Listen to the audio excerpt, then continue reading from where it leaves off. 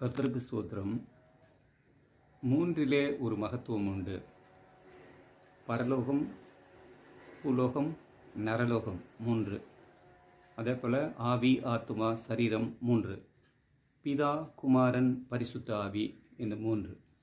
இந்த மூன்றையும் வெவ்வேறாக அந்த பிதா, குமாரன், பரிசுத்த ஆவி மூன்றையும் வெவ்வேறாக பிரித்தோன்னா ஒன்றுக்குமே வேலைக்கு ஆகாது. மூன்றும் ஒருமித்திருக்கும்போது தான் அதற்கு ஜீவன் உண்டாகிறது.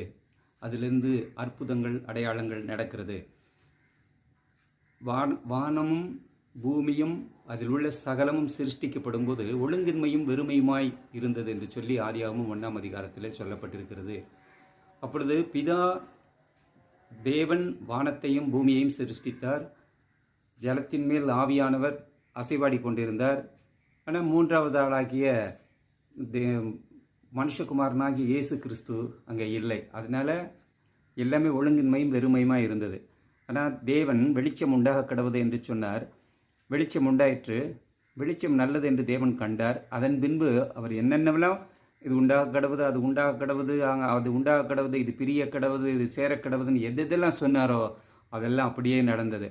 அப்போது வெளிச்சம் என்பது ஆண்டவராகிய இயேசு கிறிஸ்து. இதோ உலகத்திற்கு நான் ஒளியாக இருக்கிறேன், வெளிச்சமாக இருக்கிறேன்னு சொன்னார். நீங்கள் வெளிச்சத்தின் பிள்ளைகளாக நடந்து கொள்ளுங்கள்னா சொல்லியிருக்கிறார். அப்போ அவர் வெளிச்சமாக இருக்கிற அவர் வந்த பிறகு தான் பிதா, குமாரன், பரிசுத்தாவி மூணு பேரும் சேர்ந்து இருந்தாங்க.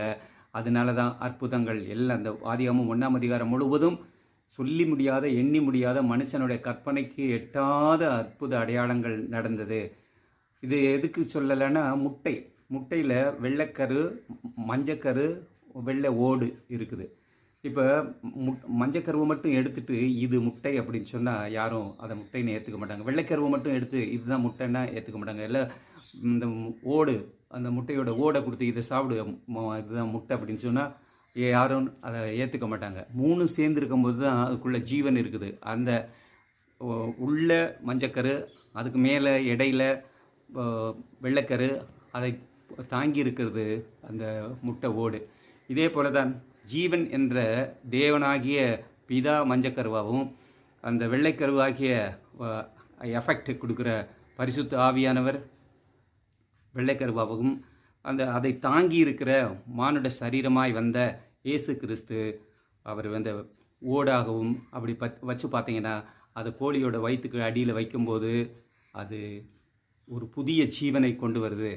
அதை மூணையும் பிரித்து தனித்தனியாக வச்சா ஒரு காலம் ஜீவன் உண்டாகாது. அதனால் அந்த மூன்று ஒன்றா இருக்கணும். அந்த ஒன்றா இருக்கிறதுக்கு பேர் தான்